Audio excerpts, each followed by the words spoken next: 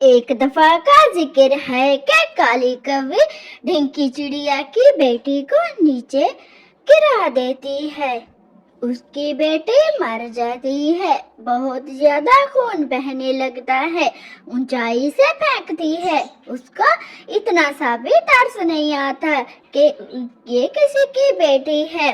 ऐसे ही ढिंकी चिड़िया गोरी कवि से कहती है, अरे गोरी बहन, आजकल चील घूम रहा है, बच्चों का डर लग रहा है, घर तो टूटे फूटे हैं, हम अपने बच्चों को कैसे बचाएं? गोरी कहती है, अरे डिंकी बहन, मैं आपको एक तरकीब बताती हूँ। एक दिन आप बच्चों का ख्याल रखना, दूसरे दिन मैं रखूंगी। एक दिन आप भोजन लेने जाना, दूसरे दिन मैं लेने जाऊंगी। ऐसे ही बारी बारी कर लेते हैं। अरे बेटा, पिंकी बेटा, चलो मैं आपको गोरी आंटी के घर छोड़ देती हूँ। आपको उससे घर रहना है। आजकल बहुत बड़ा सा चील घूम रहा है। जो डिस्ट चील है वो बच्चों को खा लेता है। हमारे बच्चे बहुत सारे अगवा हो गए। अरे गोरी बहन, ये मेरी बेटी का ख्याल रखना। मैं जा रही हूँ भोजन ढूंढने, और आधा आपको दूंगी, आधा मैं लूंगी। अच्छा बहन, ठीक है, आप चली जाओ। ऐसे ही गोरी कवि कहती है ढिंकी चिड़िया से, और ढिंकी चिड़िया कहती है, अरे बहन, बच्चों का ध्यान रखना। अच्छा ठीक है, मैं रखूंगी। ढिंकी चिड़िया चली जाती है भोजन ढूंढने के लिए। बच्चा ज्यादा शोर न करो, मैं मैनिक्यूट कर लूं।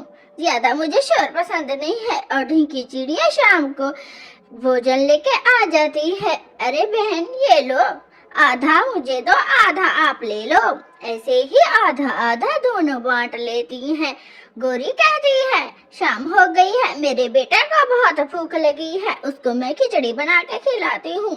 ढिंकी चिड़िया फिर आधा गेहूं उसको दे देती है। फिर ढिंकी चिड़िया अपनी बेटी को लेके चली जाती है। वो भोजन खाती है। ये सूखा दाना, मम्मा, सूखा दाना बहुत सख्त है, सारा दिन से भूखी हूँ, कोई अच्छा सा नहीं लाती, फल वगैरह। बेटा, ये मुश्किल से मिला था, बेटा खा के सो जाओ। ऐसे ही ढिंकी चिड़िया और इसकी बेटी सो जाते हैं। दोनों ही बहुत ज्यादा थक जाते हैं। अगली सुबह हो जाती है। फिर सुबह सुबह काली कवि उठ जाती है।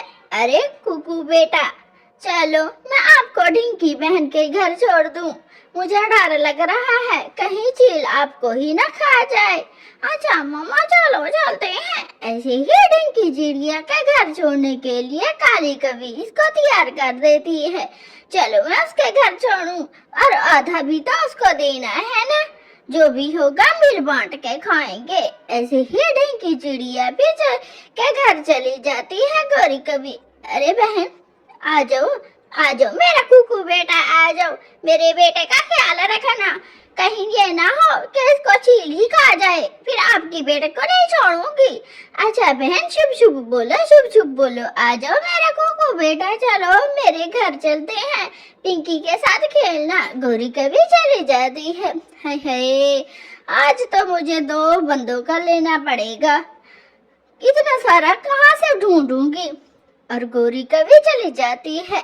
इधर पिंकी और कुकू खेल रहा होता है। ढिंकी चिड़िया इनसे कहती है, कुकू बेटा, मैं जा रही हूँ, ये छत की मुरम्मत करनी है, आप दोनों घर में खेलना, बाहर नहीं जाना, मैं लकड़ियाँ लेके आती हूँ। और आप दोनों घर से बाहर बिल्कुल भी नहीं जाना, मैं आप दोनों का कह रही हूँ।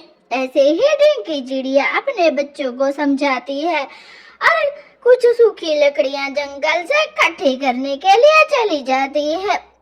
अरे अरे पिंकी, चलो हम भी चलते हैं बाहर, उधर चलते हैं, मैं आपको मीठा मीठा फल खिलाऊंगा, मुझे पता है। और पास वाले जंगल में, नहीं मेरी मम्मा ऐसे ही आ जाते हैं जंगल में। कुकू इसको लेके आता है। अरे पिंकी रुको, मैं जाता हूँ ऊपर से देखता हूँ कि कहाँ पर है पेड़, फिर जल्दी से वो आम खाएंगे। ऐसे ही चला जाता है कुकू। और इधर से ढिंकी चिड़िया लकड़ियाँ लेके आती है। मम्मा, मैं नहीं आई थी अरे बेटा, पिंकी बेटा, कुकू कहाँ है? क्यों आए थे बाहर? मैंने रोका था। मम्मा, कुकू कब से गया हुआ है, अभी तक भी नहीं आया। लगता है वो कहीं चला गया। और घर आ जाती है ढिंकी चिड़िया, इधर मीठा फल ले आई थी, गौरी घर में बैठी होती है। अरे बहन जी, कुकू आपका पता नहीं कहाँ चला गया। मैं सूखी लकड़ियां लेने गई तो क्या छत की मुरम्मत कर दूं? अरे मैं क्या करूं जाके? मेरे कुकू को ढूंढ के आ। फिर ढिंकी चिड़िया वापस चली जाती है कुकू को ढूंढने के लिए। अरे मुझे ऐसे ही ढिंकी चिड़िया जंगल में हर तरफ ढूंढती है, लेकिन कुकू नहीं मिलता। हे कुकू बेटा, कुकू बेटा। अरे बहन, कुकू बिल्कुल भी नहीं मिला, पता नहीं कहाँ चला। आंटी आंटी वो कहला था, ऊपर से देखूंगा।